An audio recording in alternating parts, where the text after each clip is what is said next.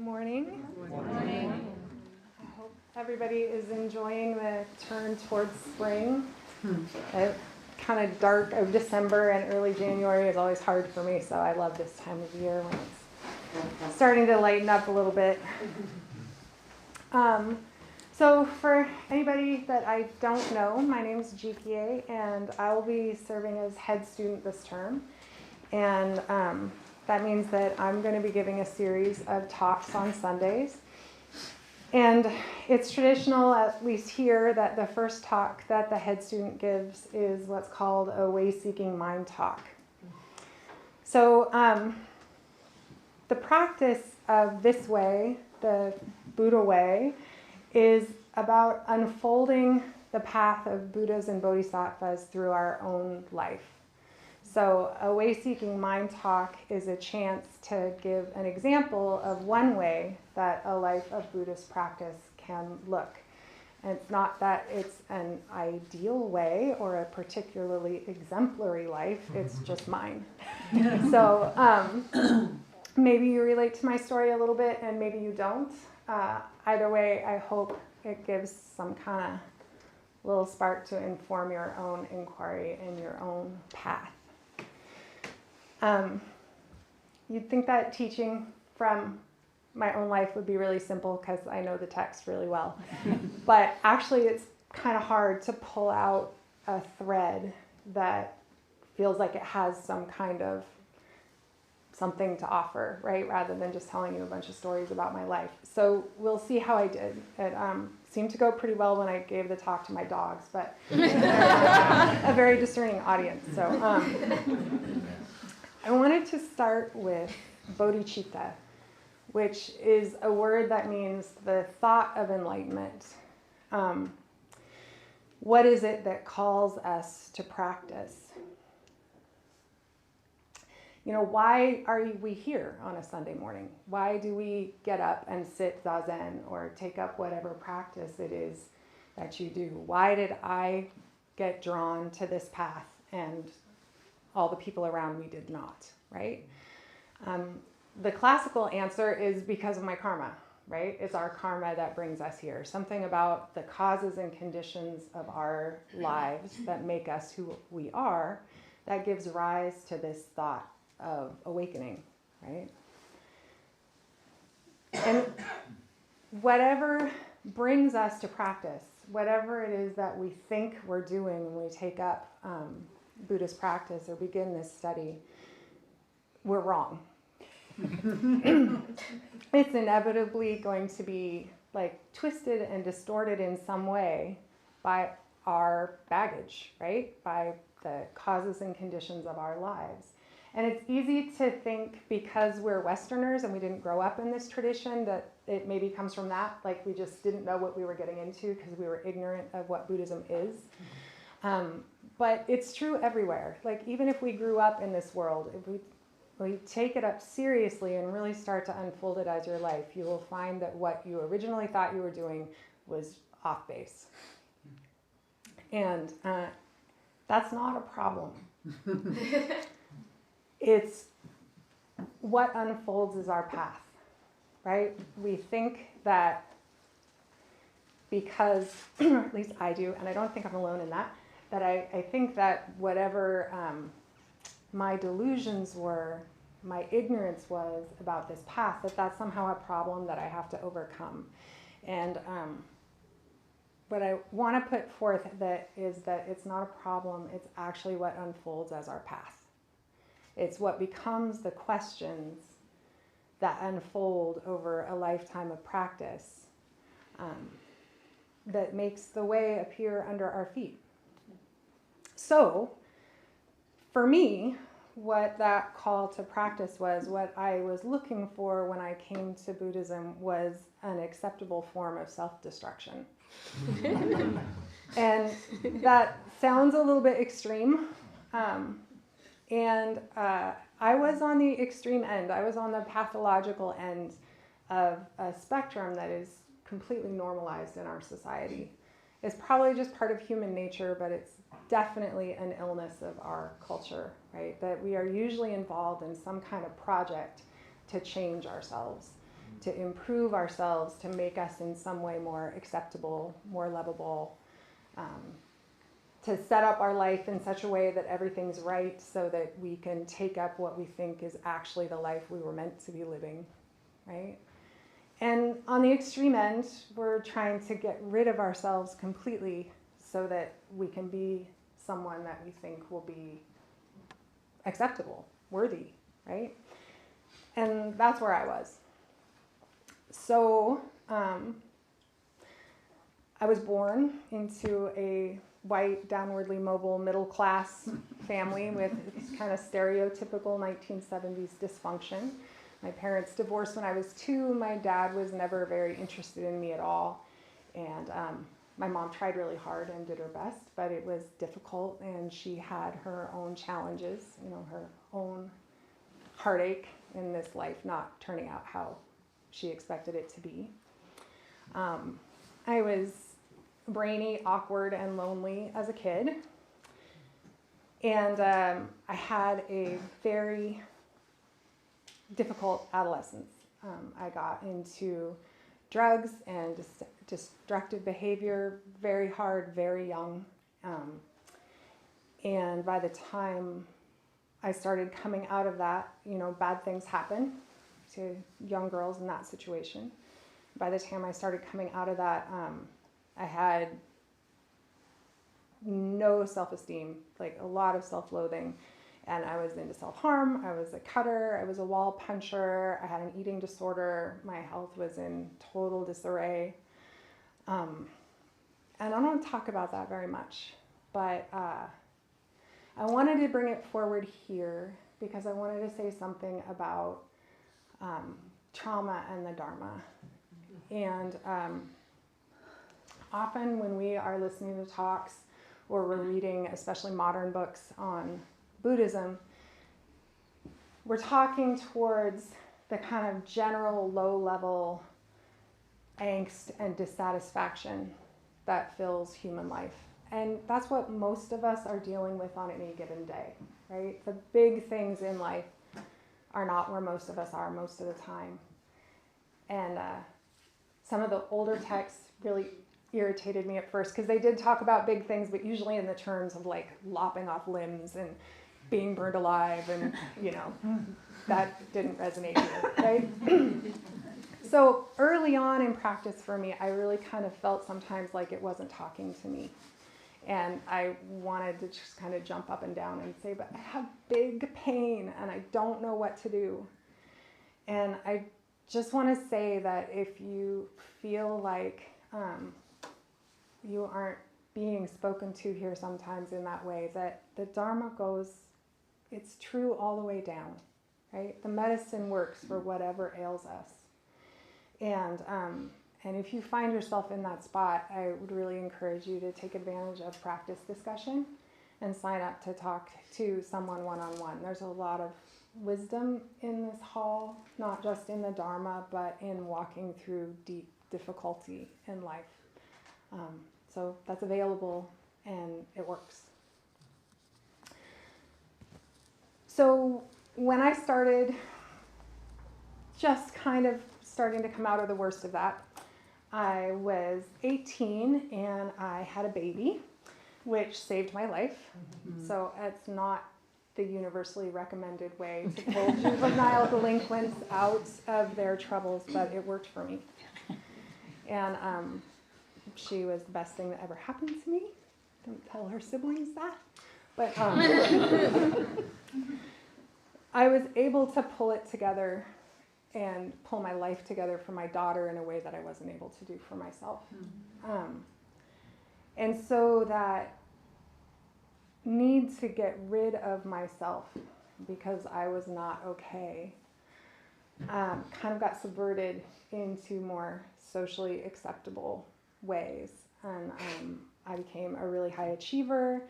By the time I was 21, I had a toddler, I was married, I had a job, I was going to school full time, getting straight A's, and I was starting to get really interested in Buddhism and martial arts. I was kind of shopping around for a home in both of those places, and it was still very much about trying to beat myself into an acceptable shape. And I think a lot of why Zen in particular and the martial arts tradition that I was in appealed to me is because there was a lot of harshness and discipline there. It's not all that's there, but if you're looking for it, you can find it. And I was lucky in my teacher to find someone who does not go that way.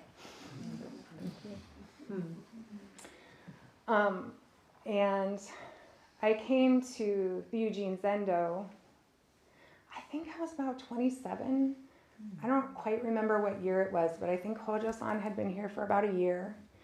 And a friend of my husband at the time, Ross, had started sitting somewhere, and I was looking for a place to sit still and was practicing by myself. And so he told me about this place, and I was living in Blatchley. So I drove an hour into town to get there in the wee hours of the morning, and I drove up to this house in a nice residential neighborhood with no signs, no lights, not particularly any cars out front. You couldn't even see a candle from the street. And I sat there for a bit trying to convince myself to just walk up and open the door on a house that, in the dark. And I turned around and drove home. And I think I came 3 times before I worked up the guts to open the door and walk in. And I stayed for breakfast or tea or whatever it was we did back then. And it was Hojo-san and Yushin and Gensei and me. And there was a poster on the kitchen of from Mad Magazine, does Alfred E. Newman have a Buddha nature? And I felt just like it was just right. It was exactly the right mix of, and total irreverence, right? So during that time, in the early years that I was involved here, my primary commitments as far as time and energy were actually to the dojo. And eventually my teacher was living with us. I was training all the time. Hojo-san helped us start a sitting group at the dojo. And I was absolutely pouring myself into that and into this vision of what it was to live that life of practice the way that I thought I was supposed to. And the first real shift that I remember happening was basically coming to the end of my rope. And for me, that was about control, about trying to hold it all together, to trying to force myself and my life into this particular shape. And what I remember feeling is literally I was hanging on for dear life, trying to keep it together, and I just wasn't going to be able to keep doing it anymore. And feeling as I was studying and I was learning things, this need to let go of trying to control everything and of trying to be something in particular, right? And a book that was really important to me at that time was Uchiyama Roshi's book, The Wholehearted Way, which is a commentary on a text by Dogen called the Bendo-wa, which incidentally is what I will be teaching from for the rest of the spring. And Uchiyama Roshi has a line in there that he talks about opening the hand of thought. And that was just really important to me at that time. Something about, I realized that I had this idea that if I let go of how hard I was grasping on to everything, right? Greed, hate, and delusion are the 3 poisons. Greed, grasping, right? Holding on to this idea that I had about what my life was supposed to be, which was a delusion, right? That if I let go of that, everything was going to fall apart, that everything was going to disappear, that if I let go of what I was holding on to, it would all go away, and that I would think I was terrified even that I might go away, right? That's all I was. And this image of just opening the hand was really transformational to me. I mean, maybe it doesn't mean anything to anybody else in here, but for me, it was kind of the turning words, right? That if I'm holding on to something and I open my hand, it doesn't go away. In fact, now I can have a relationship with it, right? Now I can appreciate it. And if we think about the way that we're holding on to our lives, our kids, our partners, right? It's like crushing the life out of what is dearest to us. And that when we can let that go, we can let it live, and we can be in kind of spontaneous and easy relationship with it. So, as that started to really change in my life, what I really learned about the way those kinds of shifts in understanding that change how we live, how those shifts function, is that, you know, we walk through a gate and we realize we're kind of on the other side of it. And in one way, absolutely nothing's changed, right? The world is there exactly like it was before. And in another way, everything's different. And what I learn when I look back, what I realize that I've learned is never what I thought it was going to be. Right? It doesn't unfold how I think it is going to. Whatever my ideas were about it before turn out to not be how it actually is. And those shifts are never complete. Right? They're always ongoing. It's not like, I learned that I should stop holding on to things, and now I don't.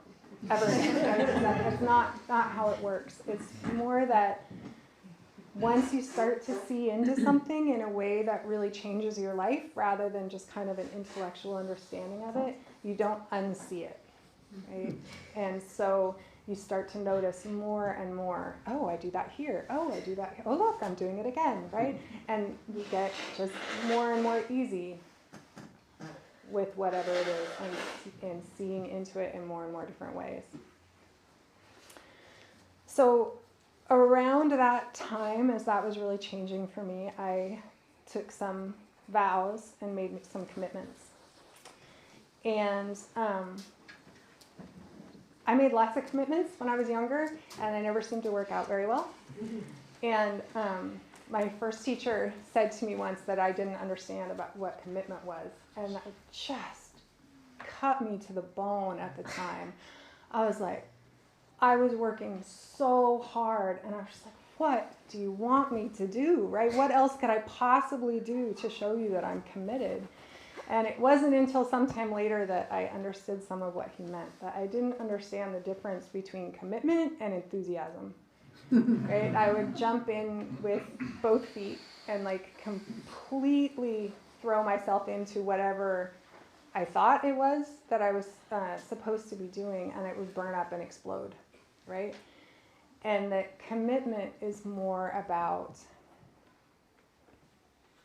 continuing to not turn away from the heart of what it is that we're committed to, right? Life will change. Things will come and go. It will look different in your life at different times, but you just keep turning back to it, no matter what's happening. And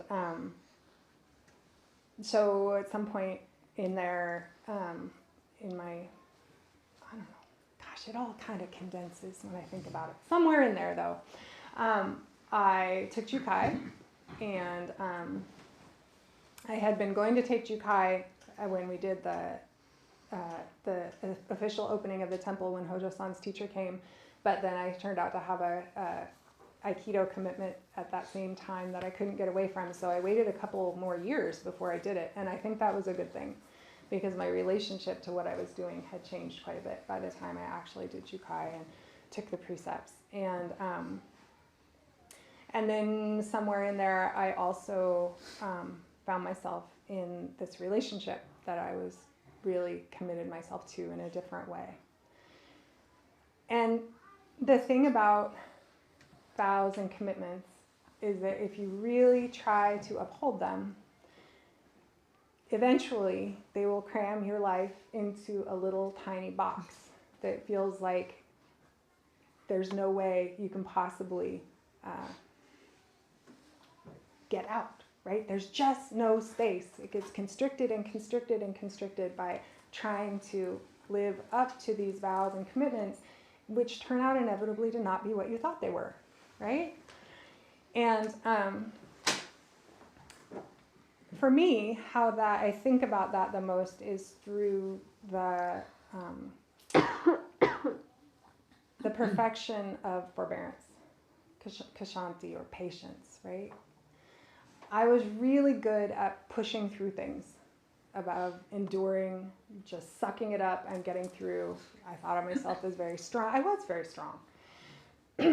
And there is a quality of forbearance that is like that, about just sucking it up and getting through. But that's kind of a brittle kind of forbearance, a brittle kind of patience, right? And there's a deeper way, which is finding the space for your life right in the middle of what is difficult, for when the difficulty isn't ever going to end, right? The bell is not ever going to ring, and it's your whole life. Then what do, right? Then you have to find a way, if you're not going to turn away from it, not going to try and escape from it, you have to find a way to find that ease and joy and spaciousness right in the middle of what's going on. And so for me, how that unfolded was, I found myself in this relationship which had just kind of the normal difficulties of blending a family, blending lives, finding out that your expectations of how that was going to go do not actually match up the way that you thought they did. And then my husband got sick and celebrated his diagnosis with a spectacular motorcycle accident. And life got very hard very fast. And my life got, how it felt to me was my life got very small. That at one point we didn't even have our kids. It was just me and him in this apartment because we couldn't go home, right? And everything changed, and it stripped away all of the other roles I had in my life, all the ideas about what I was doing, and I had to find a way for there to be ease in that life, and this went on for a long time.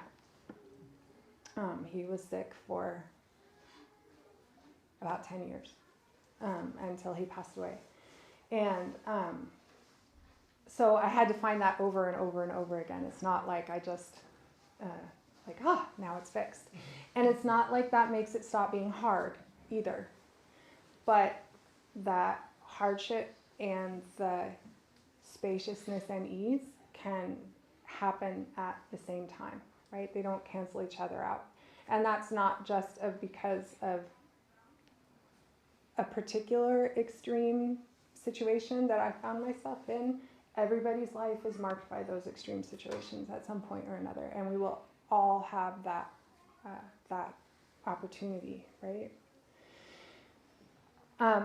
So I think about some things that I learned, some ways that unfolded for me, that finding that spaciousness, and I had to learn to keep asking what is most important to me. I think the way that Hojo-san said it to me was to keep asking yourself what is the deepest desire of your heart, right? And to keep asking. And ask why. What is it? Whatever answer comes up, what is it about that makes that important to you? Why is that the deepest desire of your heart? And what happens is it will get refined, and to a point where you can find it anywhere, right? We usually have some idea like, I'm going to help people and this is what it's going to look like, right? But if you keep refining that, what is that purpose of my life, you get to a place where you can find it anywhere. Even if my world is shrunk down to a couple of people, my yard, and my dogs, I can still find a way to unfold that thing that gives my life meaning. And with that, I had to learn to receive what life offers and employ it in the service of that purpose, right? Whatever it is, instead of trying to set my life up into a particular shape where I think I'm going to be able to carry out something that's going to give my life meaning. I learned that freedom doesn't come from escaping from difficulty, it comes from not turning away from difficulty. And I also had to learn to care about myself enough to ask for what I need directly, which may sound simple, but it was huge for me. It still is. And to accept the response. And I learned what a great relief it is to be able to be wrong, to make mistakes, and to not be able to hold it all together, and for that to not be a problem.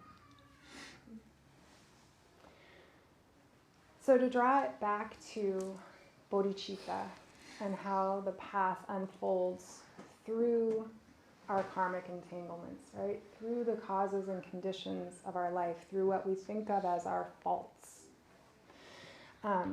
For me, I think about that a lot in terms of my name. So Jikie means direct embrace, or to make up right, or at least Hojo-san tells me that's what it means. And so the question that has evolved for me out of that is, what is it to make a life upright through embrace instead of through beating it into shape? Right? And that continues to come up for me in unending ways. And whatever it is that is the question of your life, right? Sometimes we refer to the koan of your life, right? I would just put it out there that karma, those knots, those difficulties are not a hindrance to awakening, to the path of awakening. They are what allows a path to arise for us. When we talk about prajna, right, this vast, ungraspable wisdom of the Buddhas, it's ungraspable, right? How could we even think we could find a way in, right? And it's exactly the challenges of being who we are that give us an entry point, right? That allow us to step forward on this path. So, that's what I had to say. And then we have some time for questions or commentary. Jikie, I just want to offer you a deep bow of gratitude. Thank you. Mm-hmm. Thank you. Thank you so much. Thank you. What happened to the poster? I have no idea. We grew out of it eventually, I imagine. Well, but we also used to have a whole display where the store is now of paraphernalia that used the word Zen. It was really fun, like enlightenments. Zen cereal for a while. We grew up. Jikie, I want to echo about gratitude, and I have a question that is very persnickety, but I'm just curious what your thoughts are. You had said that you had the opportunity to take precepts during this very momentous occasion for the temple, and I'm guessing a lot of inspiration for that, but then you had to wait, and you waited for years, it sounded like. Can you talk about that process of waiting and what it revealed to you that seemed to be very important?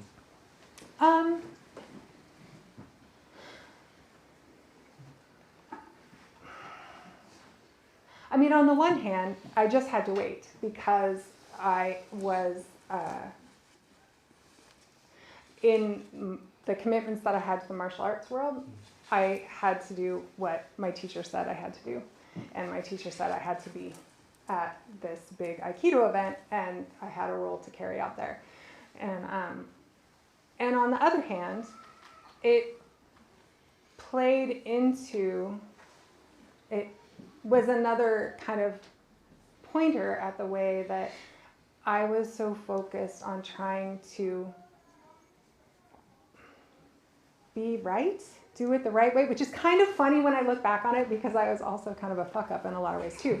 But I had this vision of how I was trying to do it right, and having to not be able to do parts of it in the way that I thought that I was going to was a good lesson to me. I also was at a place in my training where I just didn't question that stuff a whole lot. I was just like, I got told I had to wait.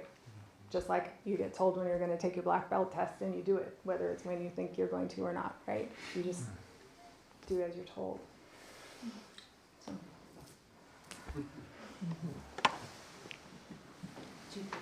Yeah. On that note, just doing what you're told and with that enthusiasm that you described tonight, could you talk about doubt or just loss of faith or hope or going along the path, what that felt like? Or Yeah. I mean, I remember a lot of kind of, dark nights of the soul in there. I remember at one point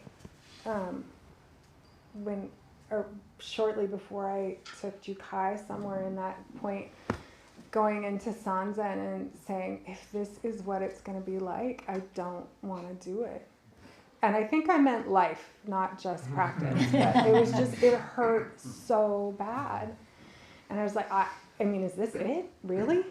Is this what I signed up for? And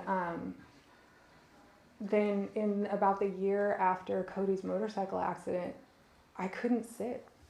Like every time I sat down, I just started to cry. And every time I came to the temple, I just sat here and cried. I just bawled through the whole thing, right? And I kept being willing to listen, especially in that first period, to people telling me it wasn't always going to be like this, right? That there was a way through, and to just step forward and try. And I saw that it was unfolding and that something was shifting. And then in that really dark part, when things were really hard and I wasn't able to be here very much and I was having a really hard time sitting at all, by then there was some way that I had already learned to rely on this. And it was in that period where it really became what I relied on, right? Where Zazen became a refuge, not an obligation, and where this place became more and more important. And I mean, how does that happen? I don't know. It's kind of miraculous. I could just as easily have walked away, right, and said, this is hard. And that's the thing, is to keep not turning away, right? Mm-hmm. It's so easy. And the world around us tells us that it's okay to just escape from what's going on, to turn away. One of the things that really shocked me when Cody got sick is how many people asked if I was going to leave. Mm-hmm. I mean, like everybody outside of here. Like, oh, are you going to stay? I remember going home to him and just being, if I got sick, you wouldn't leave, right? I mean, really? You wouldn't just walk away, right? And there's lots of other ways to escape. And that's how I think most people live most of the time. And so what is it that allows us to keep making the decision to keep facing it, to keep practicing, to keep coming back? That's when we start talking about other power, right? It's kind of miraculous. I don't need to know what it is, but it's not something that is somewhat beyond my control, right? And I'm just grateful that that's what happened.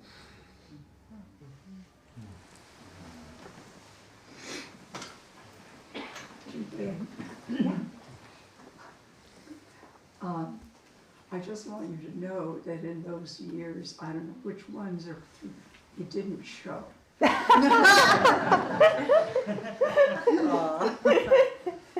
I would also like to say to you that I experience, you have experienced you as one of the most authentic people.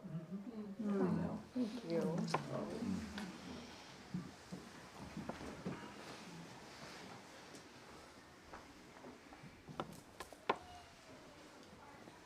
You talked about learning to let things unfold rather than, I'm gonna make it this. Mhm. How did you do that?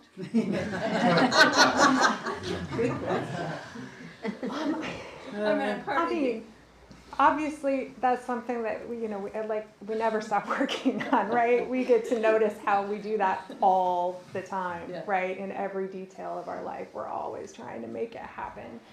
But I think a big shift in being able to see into that and soften it on some way, for me anyway, and maybe it's just because I'm not very teachable, that I had to just not be able to do it anymore, right? It had to all fall apart. And, who am I if I'm not all of these other things? And if I don't find a way to find some space and some ease and a life worth living, then I'm not going to be able to live it, right? That's the best answer I got.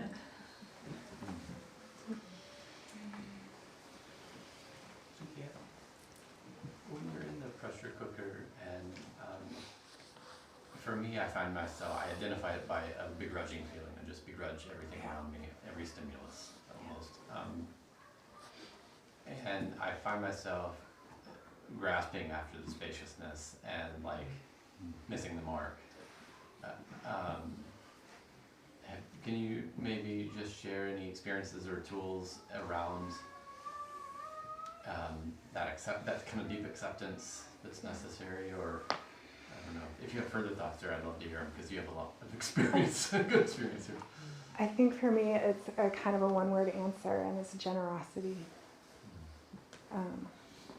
Or maybe service, right? To lean in, to just,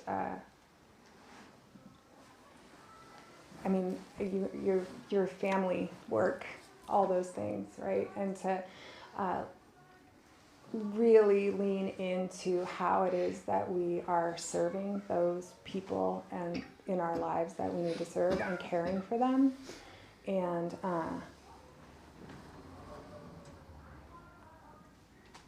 in doing that, I found it was much easier for me to see where I'm being self-indulgent and where I have a need, which isn't to say that I'm not self-indulgent, but that it was much easier to see, what do I actually need and what do I just want, and can I let go of it because I have to. And then it became easier to ask for what I need, right? And also just in that, I found myself a housewife and a mother of 4, which was not what I signed up for, right? It wasn't even what I signed up for when I married Cody. It was not what I thought I was doing, right? It was not the life that I planned for myself. And pouring myself into that role just made the opening up happen. But it was through leaning into the generosity part that I also learned to receive. Right?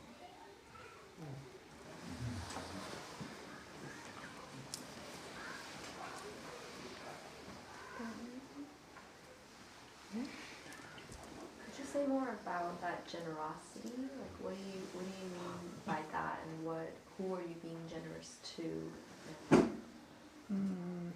Whoever appears in front of you, right? Whoever it is in your life. And kind of the way all of generosity is one of the paramitas, or the perfections, right? Which in this case, perfection means more like completion, a bridge for crossing over, right?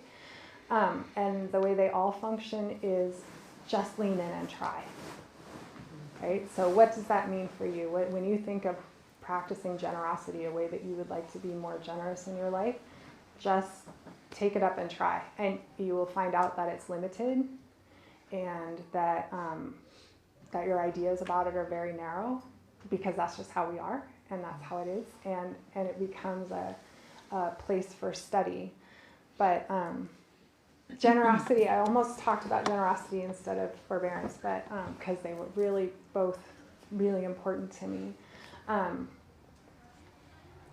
And leaning into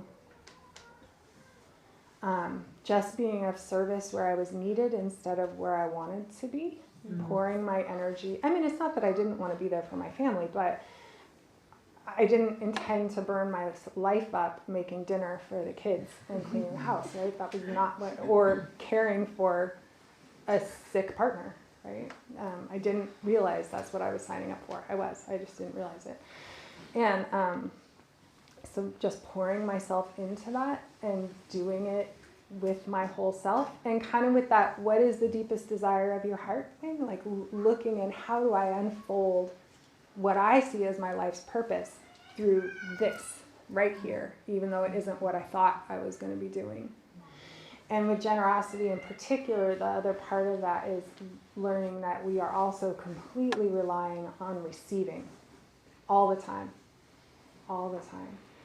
And that's where the spaciousness really opens up, is realizing that even when you feel like you're totally constricted and you're feeling really begrudging of all the things that are weighing on you and all the demands of your life, you're actually receiving this incredible bounty, like your whole world, and we can just accept it. Hopefully that made some sense. Oh, yeah. So I think we are about ready for coffee and treats. So thank you very much for letting me talk and for being so supportive. I really appreciate it.